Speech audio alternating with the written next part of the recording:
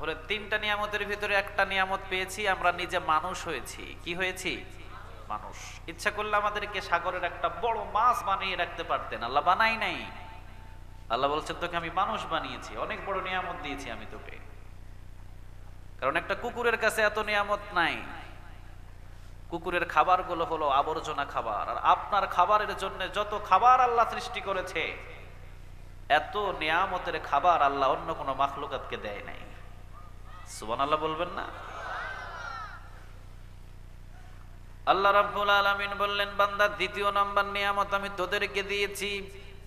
দ্বিতীয় নাম্বার নিয়ামতটা হলো, বান্দা তোদেরকে আমি একটা কিতাব দিয়েছি, নামটা হলো কোরআন। সুবহানাল্লাহ বলে। নাম কি বলেন তো দেখি? কোরআন যদি শব্দটা আপনারা বলেন, কমসে কম 40 থেকে 50টা নেক আমাদের আমল নামায় জমা হয়ে যাবে। আর রহমানু আল্লামাল কোরআন খলাকাল ইনসানা আল্লামাহুল বায়ান। কথাটা কার? আরো জোরে বলেন, কথাটা কার? খলাকাল ইনসান আল্লামাহুল বায়ান। প্রত্যেকটা শব্দে শব্দে আল্লাহ 10টা করে নেক আমল নামা জমা করে দেয়। বিশ্বনবীজি বললেন, কেউ যদি কোরআন শব্দটা একবার বলে, কমসে কম 50টা নেক আল্লাহ আমল নামায় জমা করে দেবে। আর কেউ যদি কোরআনুল কারীম শব্দটা একবার বলে, কমসে কম 100টা নেক আল্লাহ তার আমল নামায় জমা করে দেবে। বিশ্বনবীজি বললেন, এই কোরআনটা হলো এমন একটা কিতাব, কেউ যদি সূরাতুল ফাতিহা একবার তেলাওয়াত করে, আল্লাহ রাব্বুল আলামিন বান্দার আমল নামায় 15 পারা কোরআন তেলাওয়াতের নেক জমা করে দেয়।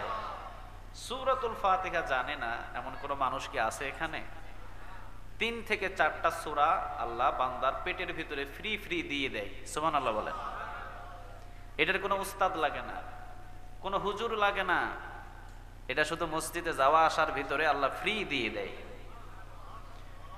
এক হলো সূরাতুল ফাতিহা, সুবহানাল্লাহ বলেন। আরেকটা হলো সূরা ইখলাস, সূরা কাউসার। বিশ্বনবীজি বললেন, মসজিদে আসবে আর যাবে, আল্লাহ রাব্বুল আলামিন কয়েকটা সূরা ফ্রি ফ্রি বান্দার মগজের ভিতরে ঢুকিয়ে দেয়।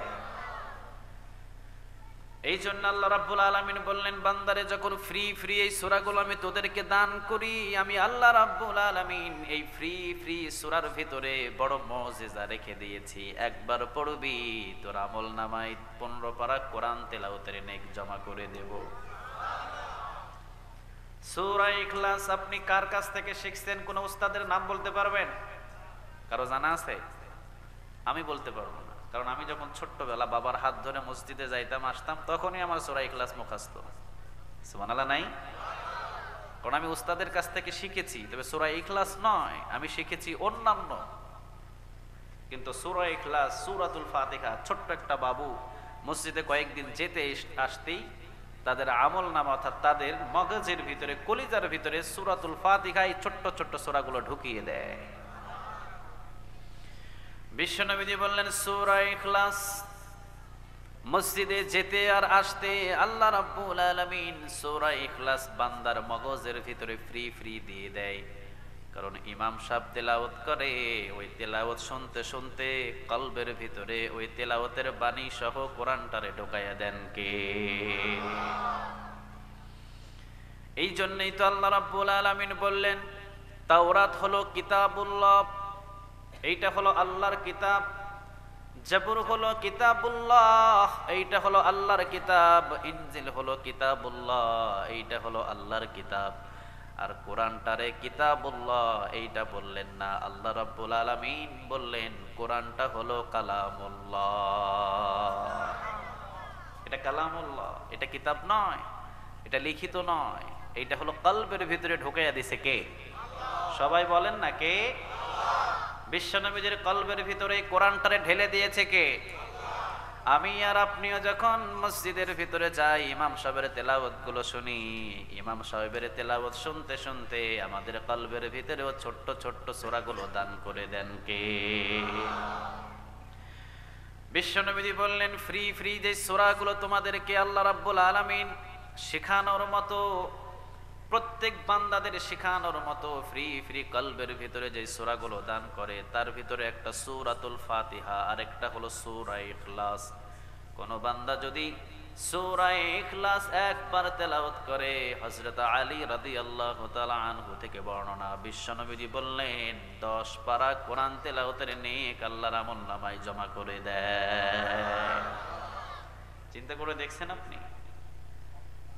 কোন ওস্তাদের কাছে শিখলাম না, ফ্রি শিখলাম, আর তার মর্যাদা, তার সম্মান আল্লাহ এত বেশি দিয়েছে বলে শেষ করা যাবে না। সুবহানাল্লাহ।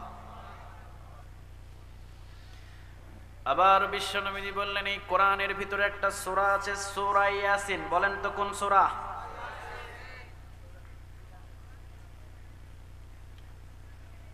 বিশ্বনবী বললেন সূরা ইয়াসিন হলো এমন একটা সূরা, কোন মুমূর্ষ রোগীর পাশে যদি সূরা ইয়াসিন তেলাওয়াত করে, মৃত্যু হয়ে যাবে, মুখ দিয়ে শুধুমাত্র নিঃশ্বাস নেয়, নাক দিয়ে আর নিঃশ্বাস বাহির হয় না, গলার ভিতরে গড়গড়ানি শুরু হয়, মৃত্যুর কষ্টে শুধু ছটফট করে, ওই ব্যক্তির পাশে যদি সূরা ইয়াসিন তেলাওয়াত করা শুরু করে, কলস থেকে যেইভাবে পানি গ্লাসের ভিতরে ঢেলে নেওয়া হয়, বিশ্বনবী বললেন ওই ব্যক্তির ভিতর থেকে রূহটাকে এইভাবে নরম ভাবে বাহির করে দেয়। আবার বিশ্বনবী বললেন সূরা ইয়াসিন, তবে বর্ণনা হলো একটু দুর্বল, তবে আমাদের অনেক শিক্ষা আছে। সূরা ইয়াসিন যদি কোনো ব্যক্তি একবার তেলাওয়াত করে, 5 বার কোরআন শুরু থেকে শেষ পর্যন্ত তেলাওয়াতের নেক আল্লাহ আমলনামায় জমা করে দেয়। এটা যেমন তেমন কোনো সূরা নয়, অসাধারণ সূরা। সুবহানাল্লাহ নাই? বিশ্বনবী বললেন এই কোরআনটা হলো আমাদের জন্য একটা নিয়ামত। নিয়ামত দিয়েছেন কয়টা? সবচাইতে বড় নিয়ামত কয়টা? অসংখ্য নিয়ামত দিয়েছে, মানে নিয়ামত গনে শেষ করা যাবে না। ওয়াইন তাউদ্দু নি'মাতাল্লাহি লা তুহসুহা। সুবহানাল্লাহ বলবেন না? এই আয়াত থেকে আমরা একটু কথা শুনতে চাই। আপনারা কি বিরক্ত হচ্ছেন? হ্যাঁ, একটু শান্তভাবে বসেন, ভালো লাগবে। আমি যতটুকু বিশ্বাস আপনারা শান্তশিষ্ট মানুষ, জটিল কোনো বিষয় নিয়ে আমি আলোচনা করব না যে আপনারাও বুঝবেন না, আমিও বুঝাইতে পারবো না। নরম নরম কিছু কথা বলবো, এরই মাঝে ইনশাল্লাহ কিছু বুঝ আসবে। ক্লাস 1 এর ছাত্রর সামনে যদি মাস্টার্সের কোনো ক্লাস করা শুরু করে, ওই ক্লাস 1 এর ছাত্ররা কি বুঝবে? কথা বলেন, বুঝবে? তা আমি যে পয়েন্টটা নিয়েছি আশা করি আপনারা বুঝবেন। আল্লাহ বলছেন, বান্দা আমি এত নিয়ামত দিয়েছি তোদেরকে, নিয়ামত গনে শেষ করতে পারবি না। পৃথিবীর সব সাগরের পানিগুলো যদি তোরা কালি বানাস, আর সমস্ত গাছপালার যদি তোরা কলম বানাস, কালি আর কলম দিয়ে যদি আমার নিয়ামতের কথা লেখা শুরু করিস, কলম আর কালি শেষ হয়ে যাবে, আমার নিয়ামতের কথা লিখে শেষ করতে পারবি না, লিখে শেষ করতে পারবি না। তবে সবচেয়ে বড় বড় আমি নিয়ামত যেগুলো দিয়েছি এগুলো নিয়ে একটু চিন্তা কর। সুবহানাল্লাহ নাই? তাহলে প্রথম নিয়ামত হলো আমি মানুষ হয়েছি। কি হয়েছি? আমি মানুষ হয়েছি। দ্বিতীয় নম্বর নিয়ামত, আমাকে একটা কোরআন দিয়েছে। বলেন নামটা কি? সবাই বলেন নামটা কি?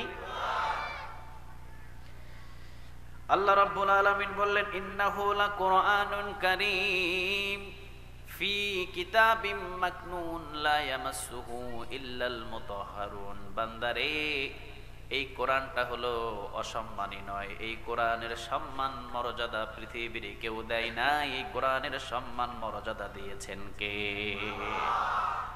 This is the most honourable the holy Quran. এটার সম্মান মর্যাদা অনেক বেশি। এটা একটা সম্মানিত কিতাব। পৃথিবীর ভিতরে যত কিতাব ছাপানো হয়েছে, সমস্ত কিতাব থেকে একটা কিতাব হলো সবচেয়ে সম্মানিত কিতাব। বলেন কিতাবের নামটা কি? এই কিতাবের একটা গুণ আছে, পৃথিবীতে যত কিতাব ছাপানো হয়েছে, কোনটা হলো 50 কপি, কোনটা হলো 100 কপি, 200 কপি, 300 কপি, 400 কপি, কিন্তু কোরআন এত বেশি ছাপানো হয়েছে, কোরআনের মতো দ্বিতীয় কোনো কিতাব আর ছাপানো হয় নাই, ঠিক কিনা? এই চট্টগ্রাম শহরের ভিতরে যদি আপনারা এই কোরআনের কপিগুলো খুঁজেন, প্রত্যেকটা দোকানে পাবেন, ঠিক না? হাজার হাজার লক্ষ লক্ষ কপি এই কোরআনটা ছাপানো হয়েছে। সুবহানাল্লাহ বলবেন না? দ্বিতীয় নম্বরে কোরআনের সম্মান হলো, পৃথিবীতে যত বই পড়া হয় সব চাইতে এই কোরআনটা বেশি তেলাওয়াত হয়। সুবহানাল্লাহ নাই? তৃতীয় নম্বর গুণ হলো, পৃথিবীর ভিতরে সব তেলাওয়াতে এবং সব কাজের ভিতরে একটা বিরক্ত থাকে, কিন্তু কোরআন যখন তেলাওয়াত হয় কোনো বিরক্ত নয়। কোরআন তেলাওয়াত যতই শুনি ততই আরো মজা লাগে। একটা এক্সাম্পল দিলে অবশ্যই আপনারা বুঝতে পারবেন। যারা 5 ওয়াক্ত নামাজ পড়েন, প্রতিদিন 40 থেকে 42 রাকাত নামাজ পড়তে হয়। কত রাকাত বলেন তো দেখি? 40 থেকে 42 রাকাত নামাজ আমাদের প্রত্যেককে প্রতিদিন পড়তে হয়। এমন কোন নামাজ নাই যে সূরাতুল ফাতিহা ছাড়া হতে পারে, আছে? এমন কোন নামাজ নাই, প্রত্যেক নামাজেই সূরাতুল ফাতিহা লাগে কি লাগে না? আপনি ফরজ নামাজগুলো পড়বেন সূরাতুল ফাতিহা, সুন্নাত নামাজগুলো পড়বেন সূরাতুল ফাতিহা, নফল নামাজগুলো পড়বেন সূরাতুল ফাতিহা, বিতরি নামাজ 3 রাকাত পড়বেন, 3 রাকাতে 3 বার সূরাতুল ফাতিহা, আছে না না? প্রত্যেকটা নামাজে আপনি সূরাতুল ফাতিহার প্রয়োজন আছে। সূরাতুল ফাতিহা, লা সলাতা ইল্লা বিফাতিহাতিল কিতাব, এমন কোন নামাজ নাই যে সূরাতুল ফাতিহা ছাড়া হতে পারে, আছে নাকি? কথা বলেন, আছে? আপনি তাহাজ্জুদ নামাজ পড়বেন, সূরাতুল ফাতিহা ছাড়া কি হবে? না, হবে না, সূরাতুল ফাতিহা লাগবে। প্রতিদিন আপনি সূরাতুল ফাতিহা 40 থেকে 42 বার তেলাওয়াত করলেন। মসজিদে যখন আসেন প্রতিদিন ইমাম সূরাতুল ফাতিহা দিয়ে শুরু করে। চট্টগ্রাম আন্দরকিল্লা শাহে জামে মসজিদে গেলেন, সেখানকার ইমাম সাহেব সূরাতুল ফাতিহা দিয়ে নামাজটা শুরু করে। আপনার বয়স হলো 40 বছর, কারো বয়স হলো 50 বছর। বলেন তো দেখি, 40 থেকে 50 বছর এই যে সূরাতুল ফাতিহা আপনি শুনছেন, আজ পর্যন্ত কি বিরক্ত লাগছে? কারো কি মনে হয়েছে না সূরাতুল ফাতিহা আর ভালো লাগে না, আরেকটা সূরা যদি বানায়া দিত আল্লাহ মজা লাগতো, এমন কি মনে হয়? কথা বলেন, হয়? হয়। বরং আল্লাহ রাব্বুল আলামিন বললেন, সূরাতুল ফাতিহার যৌবন কমে নাই, বরং সূরাতুল ফাতিহার যৌবন যত শুনবি তত দিন দিন যৌবন কাল বাড়ায়া দিবে কে? আমি মাঝে মাঝে বলি, এই চট্টগ্রামের ভিতরে আইয়ুব বাচ্চু কিছু গান গেয়েছিল। আইয়ুব বাচ্চুর গান, জনপ্রিয়তা গান কিছু আছে না? একটা গান নাম বলেন তো দেখি, কি গান আছে? আম্মা জান একটা গান বলছিল না? আম্মা জান একটা গান বলছে না? আইয়ুব বাচ্চু না কে বলছিল এটা? আইয়ুব বাচ্চু গাইছে? আচ্ছা, এই গানটা যখন রিলিজ হলো তখন জনপ্রিয়তা এত বেশি যে যেখানে যায় সেখানে শুধু এই গানটা বাজে, ঠিক কিনা? এই গানটা বাসের ভিতরে, নদীর ঘাটে, পুকুর ঘাটে, বিয়ে শাদী সব জায়গায়, এমনকি টয়লেটের ভিতরেও বাজে। তো সব জায়গায় আইয়ুব বাচ্চুর এই গানটা বাজে। আচ্ছা বলেন তো দেখি, ওই সময় এই গানের জনপ্রিয়তা ছিল অনেক, এখন কি ওই গানের জনপ্রিয়তা আছে? কথা কন না কেন, আছে? মাত্র 2 থেকে 3 বছরের ভিতরে এই গানের যৌবনকাল, বৃদ্ধকাল, এমনকি দাফন হয়ে আর কেউ শুনতেও চায় না, ঠিক কিনা? এরপরে আমাদের মমতাজ আপা গাইলো, ফেটে যায় ছিঁড়ে যায়, তালি দেওয়ার জোড়া দেওয়ার বুদ্ধি নেই, মানে যাই শুনবি তুইও ফেটে ছিঁড়ে যাবি, মানে আমার গান যে শুনবে তারও সব ফেটে যাবে, আমিও ফাটামো তুইও ফাটবি। এই ফেটে যায় ছিঁড়ে যায় তিনি গানটা গাইলেন। এই গানটা কি কম জনপ্রিয় হয়েছিল? সবার মোবাইলে সব জায়গায় শুরু হলো এই গান। এখন কি শোনে? কথা বলেন, শোনে? কুমিল্লাতে আসিফ খান বলে একজন শিল্পী ছিল, উনি গাইলেন, ও পিয়া ও পিয়া তুমি কোথায়। সারা বাংলাদেশে তিনি তার পিয়াকে খুঁজলেন, অনেক জনপ্রিয়তা হলো। এখন কি ওই গানটা আছে? কথা বলেন। মাত্র 3 থেকে 4 বছরের ভিতরে এই গানের যৌবনকাল, বৃদ্ধকাল সব শেষ, ঠিক না? আল্লাহ রাব্বুল আলামিন বললেন, তোরা যতই গান বানাবি, তোরা যতই কবিতা করবি, যতই গান বানাবি, সব যৌবনকাল বৃদ্ধকাল দাফন হয়ে মরিচা হয়ে শেষ হয়ে যাবে।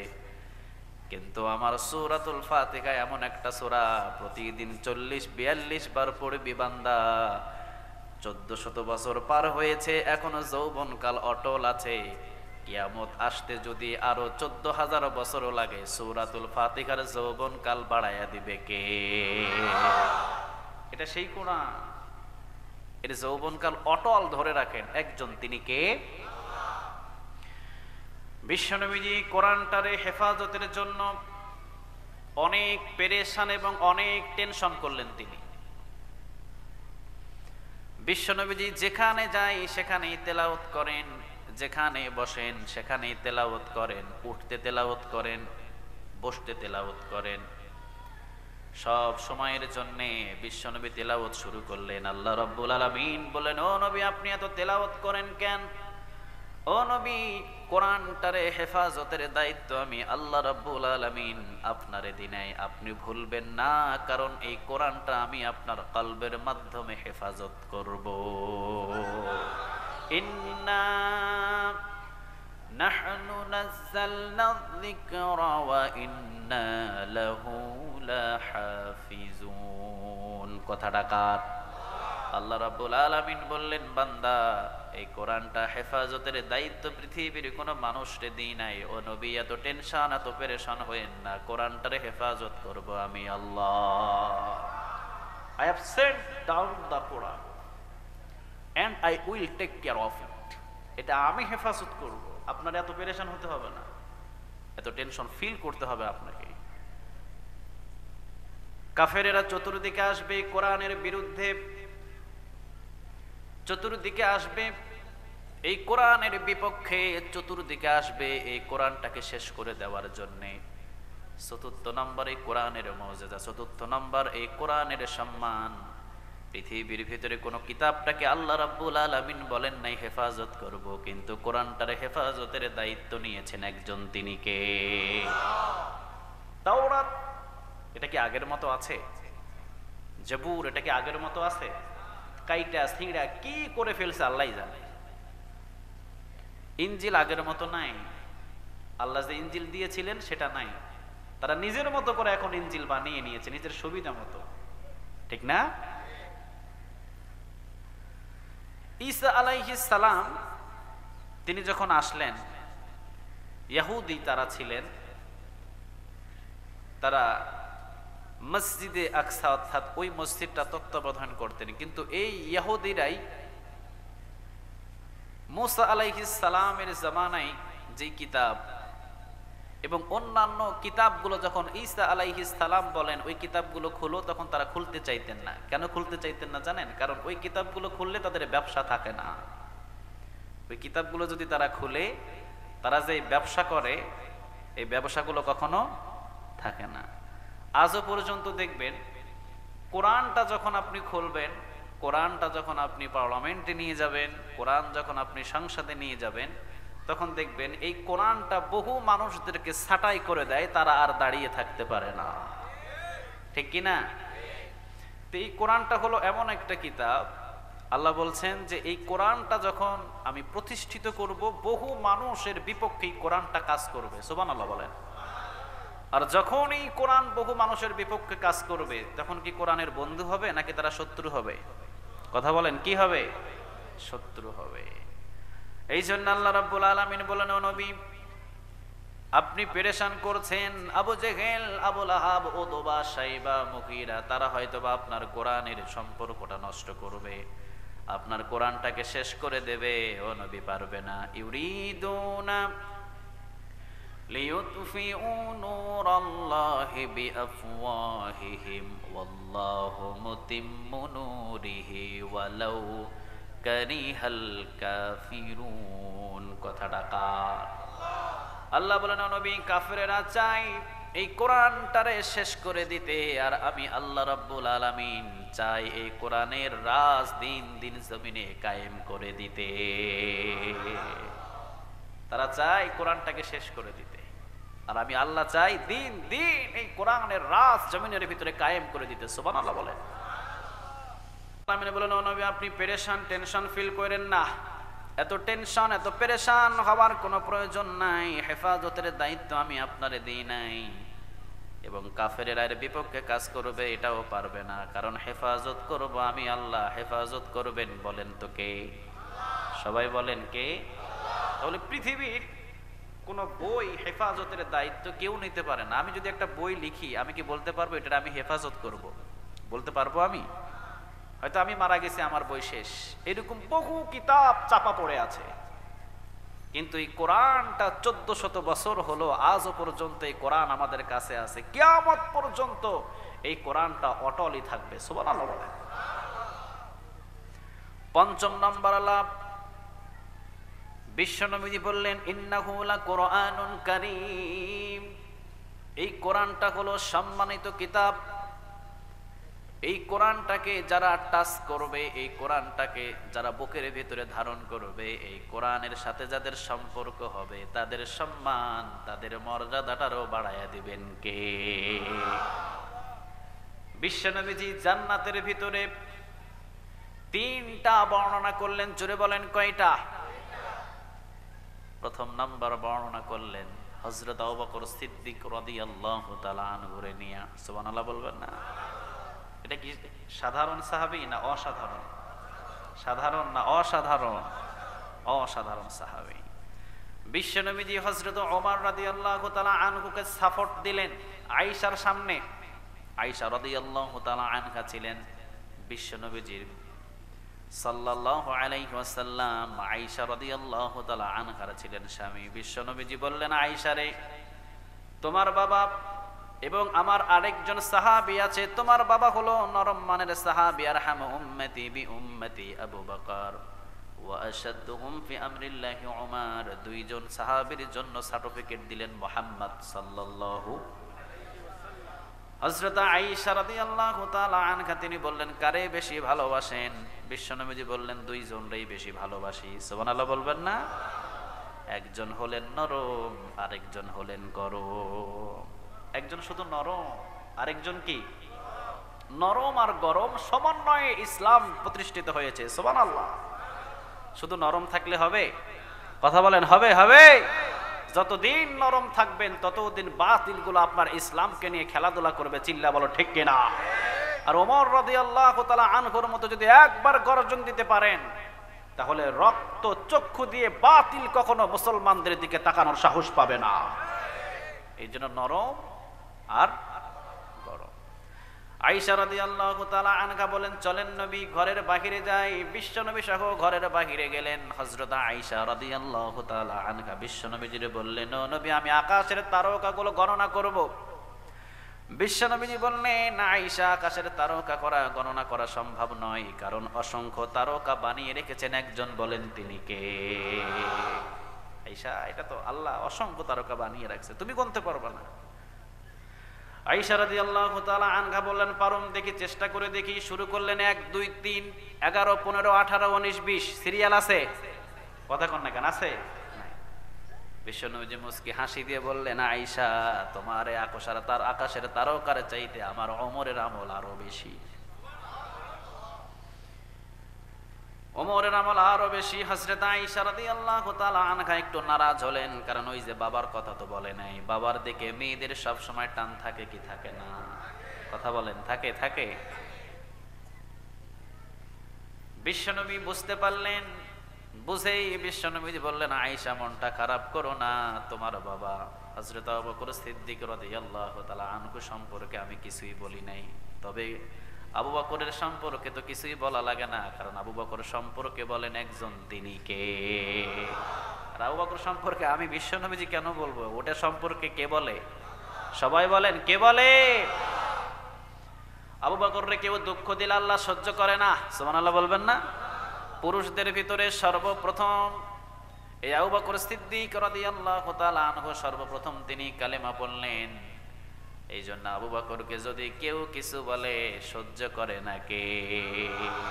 আবু বকরকে একটা কাফের গালি দিয়েছিল। আবু বকরকে ফকির বলে গালি দিয়েছিল। কি বলে?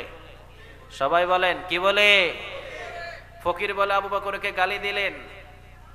আবু বকর সিদ্দিক রাদিয়াল্লাহু তাআলা আনহু মনের ভিতরে কষ্ট নিলেন না। দ্বিতীয় দিন আবার ফকির বলে গালি দিলেন। আবু বকর সিদ্দিক রাদিয়াল্লাহু তাআলা আনহু মনের ভিতরে কষ্ট নিলেন না। তৃতীয় দিন আবার ফকির বলে গালি দিলেন। আবু বকর সিদ্দিক রাদিয়াল্লাহু তাআলা আনহু মনের ভিতরে কষ্ট নিলেন না।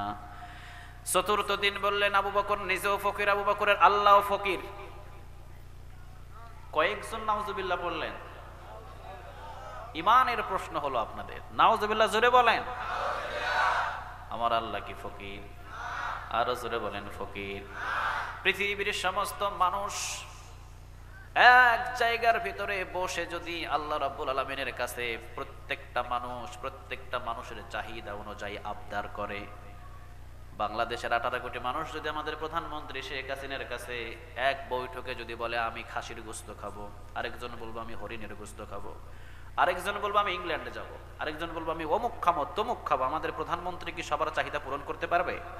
কথা বলেন, পারবে? পারবে। কিন্তু আল্লাহ রাব্বুল আলামিন বলছেন পৃথিবীর সমস্ত মানুষগুলো যদি এক জায়গার ভিতরে বসে আমি আল্লাহর কাছে বলে আল্লাহ আমারে এইটা দাও, আরেকজন বান্দা বলবে আল্লাহ আমারে ওইটা দাও, আরেকজন বলবে আল্লাহ আমারে ওইটা দাও। আল্লাহ বললেন পৃথিবীর সকল মানুষ যদি এক জায়গার ভিতরে বসে আমার কাছে চাহিদা করে, সেকেন্ডের ভিতরে আমি আল্লাহ রাব্বুল আলামিন প্রত্যেকের চাহিদাগুলো পূরণ করে দিব, এরপরেও আমার ভান্ডার থেকে 1 ইঞ্চি পরিমাণ কমবে না। কি ভান্ডার নিয়ে বসে আছে, সুবহানাল্লাহ বলবেন না? তাহলে কি আল্লাহ ফকির? কথা বলেন, ফকির ফকির। আবু বকর সিদ্দিক রাদিয়াল্লাহু তাআলা আনহুর ঘুমন্ত ঈমান এখন জাগ্রত হয়েছে। আবু বকর সিদ্দিক রাদিয়াল্লাহু তাআলা আনহুর আর ধরে আটকানো সম্ভব নয়। আবু বকর সিদ্দিক রাদিয়াল্লাহু তাআলা আনহু দৌড় দিয়ে কাফেরের কলার ধরে থাপ্পড় মারলেন একটা। জোরে বলেন কয়টা? একটা মারতে কাফের দৌড় দিয়ে পালিয়ে গেলেন। কাফের বিচার দিলেন বিশ্বনবীর দরবারে। বিশ্বনবীর দরবারে বিচার দেওয়ার পর বললেন, ও নবী, আপনার আবু বকর সাহাবী আমার বিনা অপরাধে মারছে। নাউজুবিল্লাহ নাই? কাফের কখনো সত্য কথা বলে? কথা বলেন, বলে? আর মুমিন জীবন দিয়ে দেয়, জীবনে কোনোদিন মাথা নত করে না। ঠিক কি না? মুমিন জীবনে মাথা নত করে না, মিথ্যা কথাও বলে না।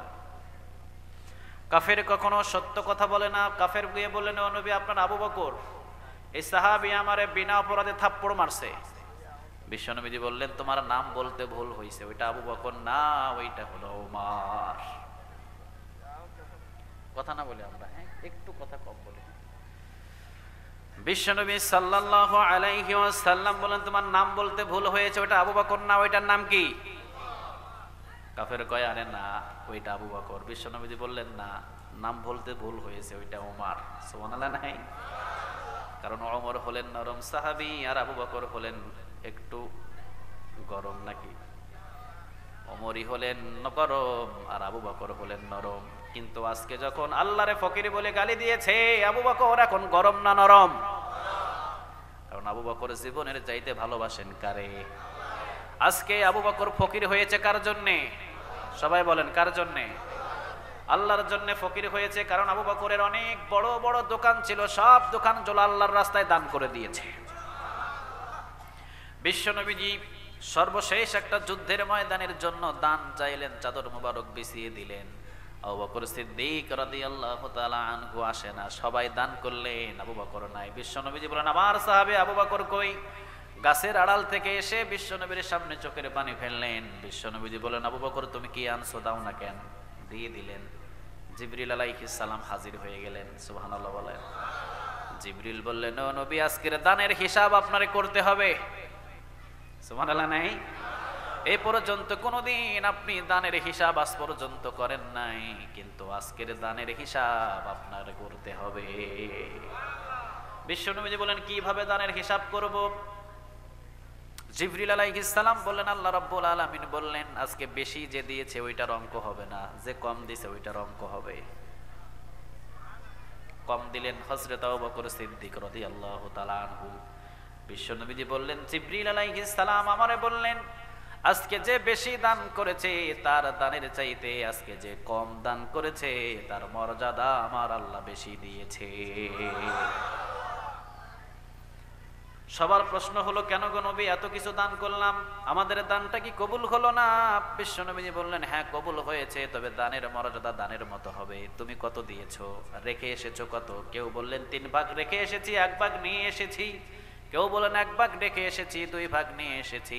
সর্বশেষ আবু বকর সিদ্দিক রাদিয়াল্লাহু তাআলা আনহু করে বলেন, আবু বকর কি রেখে এসেছো আর কি নিয়ে এসেছো? আবু বকর বললেন, নবী ঘরের কোনায় কোনায় খুঁজেছি, কোনো কিছু পাই কিনা।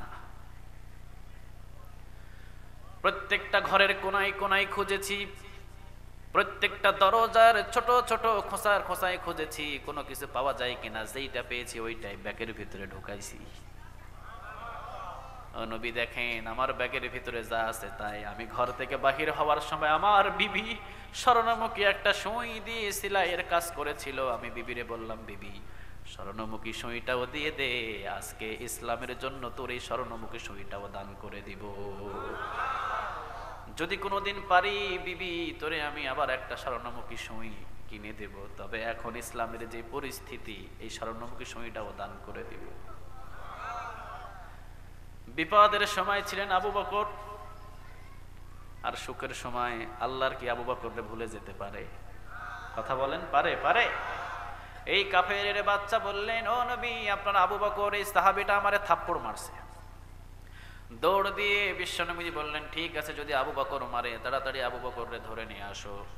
কয়েকজন সাহাবী গিয়ে বললেন, আবু বকর বিশ্বনবী সাল্লাল্লাহু আলাইহি ওয়াসাল্লাম আপনার দরবারে ডাকছেন। দৌড় দিয়ে চলে গেলেন আবু বকর সিদ্দিক রাদিয়াল্লাহু তাআলা আনহু, গিয়ে সালাম বিনিময় হলো। বিশ্বনবীজি বললেন, আবু বকর দেখছো কাণ্ড কি? মারছে ওমর, কয় তোমার নাম? মারছে ওমর, কয় তোমার নাম? আবু বকর বললেন, না নবী আমি মেরেছি। বিশ্বনবীজি অবাক হয়ে গেলেন। বিশ্বনবীজি বললেন, আবু বকর কি জন্য মারলা? আবু বকর বললেন, নবী প্রতিদিন আমারে গালি দেয় ফকির বলে। এই আবু বকর তো কারো জন্য ফকির হয় নাই, আবু বকর ফকির হয়েছে একজনের জন্য। বলেন তো তিনি কে? আবু বকরের চিন্তা ছিল, আমার এই টাকার বিনিময়ে, দানের বিনিময়ে ইসলামের পতাকায় মক্কা মদিনার ভিতরে পতপত করে উড়ুক। গায়ের ভিতরে একটা জামাও ছিল, অনেক দামি জামা। এই জামাটাও বিক্রি করে দিয়েছিলেন, সুবহানাল্লাহ বলবেন না?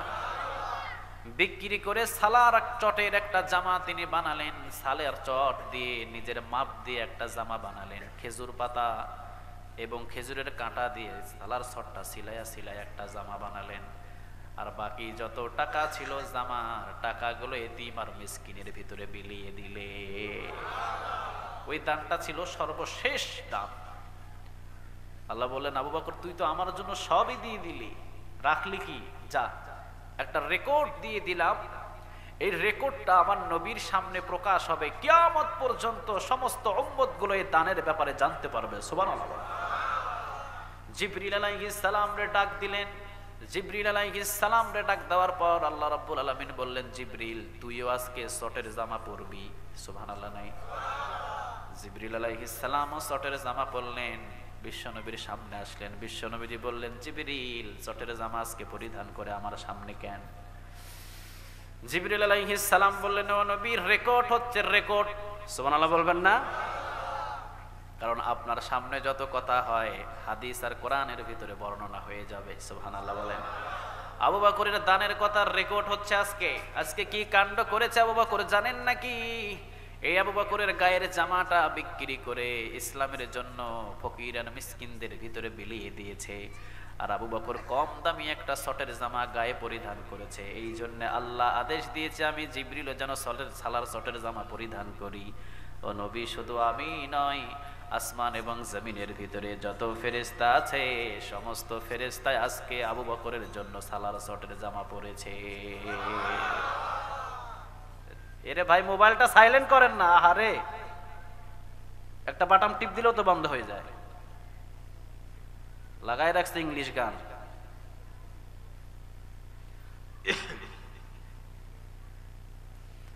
আমি মাহফিলে উঠলেই সব মোবাইল স্টপ করে দিই। এটা হলো কোরআনের কথা, এটা সাধারণ কোনো কথা? সবকিছু সাইলেন্ট হতে হবে, কারণ এই কিতাবের চাইতে দামি কোনো আর কিতাব আছে? এই জন্য হযরত আবু বকর সিদ্দিক রাদিয়াল্লাহু তাআলা আনহু সব কিছু যে রবের জন্য দান করলেন, দুঃখের সময় ছিলেন আবু বকর, সুখের সময় কি আল্লাহ আবু বকরের পাশে থাকতে পারে না? কথা বলেন, পারে? পারে। আল্লাহ নাকি আবু বকরের ভুলে গেছে? হ্যাঁ, ইসলামের জন্য আপনি যতটুকু করবেন তার ডবল আল্লাহ আপনাকে দান করবে। আপনি দিবেন 5 কেজি, আপনারা দিবে 10 কেজি। আপনি 50 কেজি দিবেন, আল্লাহ দিবে আপনার 100 কেজি। 1 হাত আপনি যাবেন, আল্লাহ যাবে 2 হাত। সুবহানাল্লাহ নাই?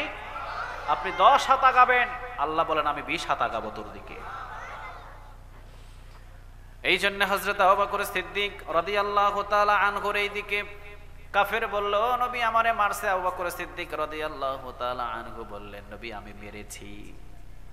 বিশ্বনবীজি বললেন, কেন মারলা? কি জন্য মারলা? আরে মারলা কেন? কি জন্য মারলা তুমি? আবু বকর বললেন, নবী গো, আমারে কাফের বলে গালি দিয়েছে, আমাকে ফকির বলে গালি দিয়েছে। প্রতিদিন আমি যখন মসজিদ নববী থেকে নামাজ আদায় করে বাড়ির দিকে যাই, আমারে ফকির ফকির বলে গালি দেয়। ও নবী, প্রতিদিন গালি দেয়, আমি মনে কষ্ট নি নাই, কিন্তু আজকে আমাকে তো ফকির বলে গালি দিয়েছে, আমার আল্লাহকে ফকির বলে গালি দিয়েছে। আর আমার আল্লাহরে যখন ফকির বলে গালি দিয়েছে, আবু বকরের ইমানের জোয়ার চলে আসছে। আবু বকর আর নিজের কন্ট্রোল করতে পারে না, আর কন্ট্রোল করা সম্ভব হয় না আবু বকরের। এই জন্য থাপ্পড় দিয়েছি। এইদিকে কাফেররে বললেন, তাহলে তো তুমি অনেক বড় অপরাধ করেছো। কাফের বলে, ও নবী, আমি আবু বকর এবং আবু বকরের আল্লাহরে কাফের বলে কাফের বলে, এবং আমি কাফের যদিও, কিন্তু আমি আবু বকর সিদ্দিক রাদিয়াল্লাহু তাআলা আনহু এবং আবু বকরের আল্লাহরে কখনো কোনো সময়ের জন্য কোনো দিন আমি ফকির বলে গালি দিই নাই। বিশ্বনবীজি বললেন, আবু বকর, তুমি বলতেছো গালি দিয়েছে, আর কাফের তো বলে গালি দেয় নাই। তাহলে এই জায়গার ভিতরে এখন তৃতীয় সাক্ষীর প্রয়োজন আছে না নাই? আছে, আছে। এখন সাক্ষী হাজির করো। আবু বকর, তুমি যে তার গালে একটা মারছো, তুমি তো এটা স্বীকার করেছো, তুমি তো অপরাধ করে ফেলেছো। এখন সে তো বলছে সে তো গালি দেয় নাই, তাহলে তোমার এই মারটা অন্যায় হয়েছে, তুমি একটা সাক্ষী হাজির করো। তোমার যে গালি দিয়েছে সাক্ষীটা হাজির করো এখানে। আবু বকর বলছেন, নবী, যখন সে গালি দিয়েছে ওখানে কেউ নাই, আমি ছিলাম আর সে ছিল, কেউ ছিল না। বিশ্বনবীজি বললেন, আবু বকর, তাহলে তুমি যে মারছো এইটার জন্য মারের বদলে মার, তোমার গালের উপরে কিন্তু এখন এই কাফের একটা থাপ্পড় মারবে। আবু বকর সিদ্দিক রাদিয়াল্লাহু তাআলা আনহু বললেন, ও নবী, আপনি যদি বলেন আমি সাক্ষী হাজির করতে পারবো না, আর এই কাফের যদি একটা না 10টা যদি থাপ্পড় মারতে বলেন আপনি, আবু বকর টু সাউন্ডটাও করবে না। বিশ্বনবীজি অনুমতি দিয়েই দিবে, লম্বা আলোচনা, বিশ্বনবীজি অনুমতি দিয়েই দিবেন। বিশ্বনবীজি বললেন, ঠিক আছে, যখন আপনি আবু বকরের সাক্ষী হাজির করতে পারবেন না, তাহলে আপনি প্রস্তুতি নেন। থাপ্পড়, এই কাফের আপনাকে একটা থাপ্পড়ের বদলে একটা থাপ্পড় মারবে। কাফেরকে অনুমতি দেবেন, বিশ্বনবীজি জবান দিয়ে বাহির করবেন, রায়টা দিয়েই দিবেন। আচ্ছা বলেন তো দেখি, যেই জায়গার ভিতরে আবু বকর এবং ওই কাফের ছিল, ওই জায়গার ভিতরে কেউ না থাকলেও একজন ছিল কি ছিল না? ছিল কে? আরো জোরে বলেন কে? আল্লাহ রাব্বুল আলামিন বললেন, এই কাফেরের বাচ্চা আমার আবু বকরের গালের ভিতরে থাপ্পড় দেবে, আর আমি আল্লাহ রাব্বুল আলামিন আরশ আজিম দেখে আরশ আজিম থেকে সহ্য করব, হতে পারে না। আল্লাহ রাব্বুল আলামিন সরাসরি রাসূলুল্লাহ সাল্লাল্লাহু আলাইহি ওয়াসাল্লাম রে ডাক দিয়ে বললেন, হাবিব, আপনি একটু ওয়েট করেন, একটু দেরি করেন, আগে আমার কথাটা শোনেন, আগে রায় দিয়ে দিয়েন না। ও নবী, আবু বকরের পক্ষে পৃথিবীর কোনো মানুষ যদিও সাক্ষী সেখানে ছিল না, জানগো নবী, আমি আবু বকরের জন্য আল্লাহ নিজেই সাক্ষী হয়ে গেলাম। লাকাদ সাদাকাল্লাহু কাওলাল্লাযীনা ক্বালু ইন্নাল্লাহা ফাকির। ও নবী, এই কাফেরের বাচ্চা আবু বকরকে ফকির বলে গালি দিয়েছে এবং আমি আল্লাহকেও ফকির বলে গালি দিয়েছে, জান আয়াতটাই নাজিল করে দিলাম।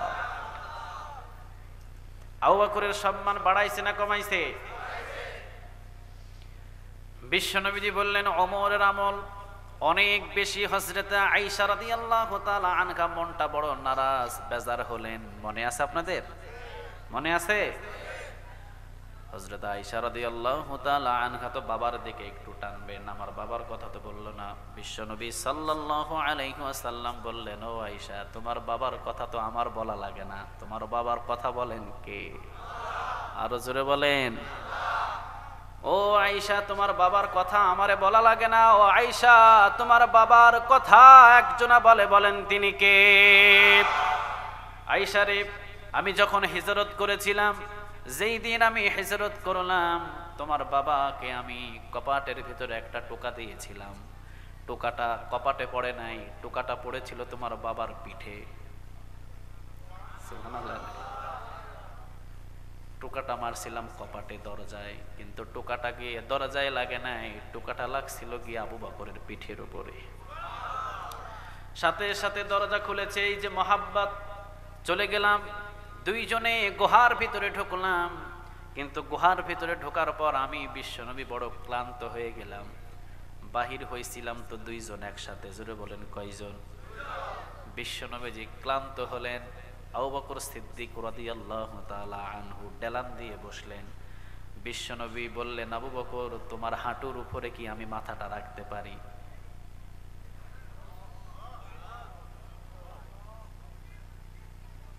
কত বড় সম্মান!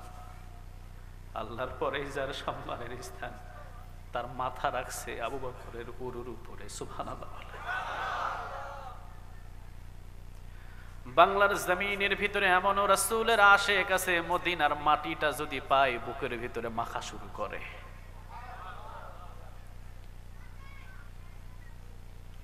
ইমাম আহমদ ইবনে হাম্বল, তিনি মদিনায় থাকতে পারতেন না, তিনি মদিনায় থাকতেন না। ইমাম আহমদ ইবনে হাম্বল শুধু বড় হজ করেছিলেন, মদিনাতে এসেছিলেন, জিয়ারত করেছিলেন, চলে গিয়েছেন, থাকেন নাই। ইমাম আহমদ ইবনে হাম্বলকে প্রশ্ন করা হয়েছিল, ইমাম আহমদ ইবনে হাম্বল, মদিনার জন্য তো সবাই পাগল, আপনি মদিনাতে থাকতে চান না কেন? ইমাম আহমদ ইবনে হাম্বল বললেন, আমি মদিনায় যেই কয়দিন ছিলাম, পায়ের ভিতরে জুতা লাগাইতে পারি নাই। আমার রাসূল যে জমিনের উপরে ঘোরাঘুরি করছে, আমি কেমনে জুতা পায়ে দিয়া জমিনে? ইমাম আহমদ ইবনে হাম্বল বললেন, আমি যেই কয়দিন মদিনায় ছিলাম, আমি খাবার খাইতে পারি নাই, কারণ আমি যদি খাবার খাই আমার পেশাব আর পায়খানার ব্যাগ হবে, আমি কোথায় পায়খানা করব? যে জমিনে আমার রাসূল শুয়ে আছে, এই জায়গায় আমি এই কাজগুলো করতে পারবো না। এই জন্য জিয়ারত করে সোজা চলে এসেছি। সুবহানাল্লাহ। বাংলাদেশের ভিতরে এখনো অনেক আশিক নবীর জন্য সারা রাত জেগে জেগে কান্না করে, আছে না নাই? নবীর কথা শুনলেই চোখের কোনা বেয়ে বেয়ে ঝরঝর করে পানি ছেড়ে দেয়। যদি একবার তার চেহারাটা দেখতে পারতাম, আমার জন্য জান্নাতটা ওয়াজিব করে দিত কে? একবার যদি দেখতে পারতেন স্বপ্নে জগতে, জান্নাতটা আল্লাহ ওয়াজিব করে দিত।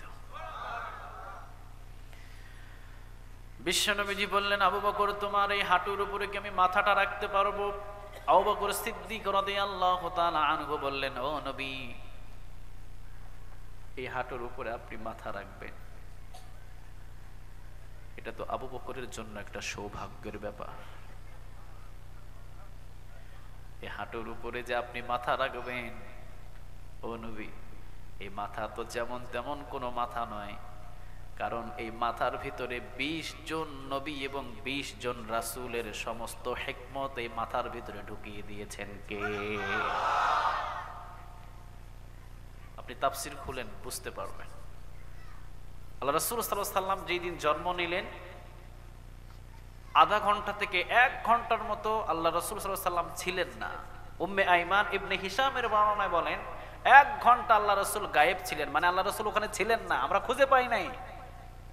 জিবরিল আলাইহিস সালাম পরবর্তীতে রাসূলুল্লাহ সাল্লাল্লাহু আলাইহি ওয়াসাল্লামকে বলেছিলেন, নবী, আপনাকে আমরা আধা ঘন্টা 1 ঘন্টার জন্য আমিনার গর্ভ থেকে বাহির হওয়ার সাথে সাথে আমি জিবরাইল আপনাকে রিসিভ করেছিলাম 1 ঘন্টার জন্য। সুবহানাল্লাহ। 2টা কাজ করার জন্য, জোরে বলেন কয়টা? আরো জোরে বলেন কয়টা? ও নবী, আল্লাহ রাব্বুল আলামিনের পক্ষ থেকে সেই দিন সমস্ত ফেরেশতাদের ছুটি ছিল।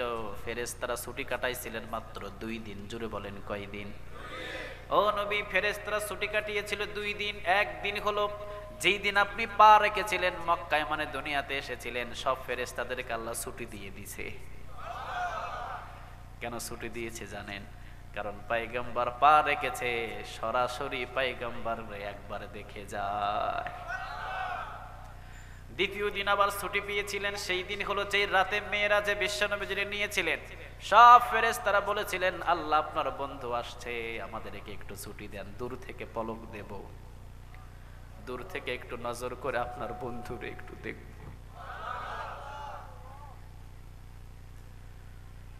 বিশ্বনবীর শান আর মর্যাদা কত বেশি।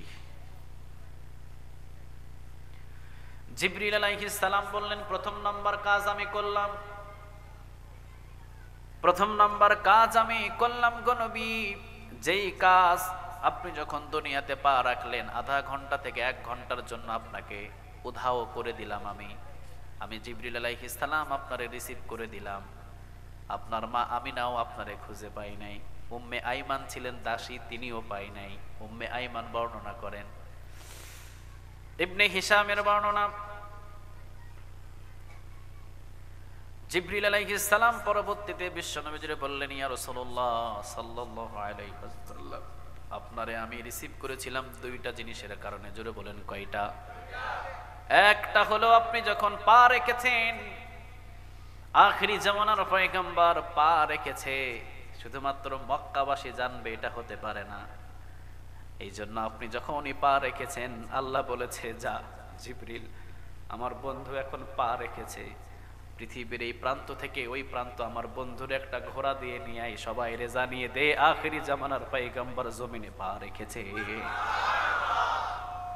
প্রথম নাম্বার, ও নবী, পৃথিবীর এই প্রান্ত থেকে ওই প্রান্ত পর্যন্ত আমি জিবরিল আলাইহিস সালাম আপনারে নিয়ে সবার সামনে ঘোরাঘুরি করলাম আর ঘোষণা দিলাম, আখিরি জামানার পয়গম্বর পা রেখেছে, কোনো চিন্তা নাই। সুবহানাল্লাহ। দ্বিতীয় নম্বর যে কাজের জন্য আমি একটু দেরি হয়ে গিয়েছিল গো নবী, আল্লাহ রাব্বুল আলামিন বললেন, জিবরিল 20 জন নবী এবং 20 জন রাসূলের হিকমত, 20 জন নবী এবং 20 জন রাসূলের চরিত্র, 20 জন নবী এবং 20 জন রাসূলের সমস্ত হিকমত এবং ব্রেন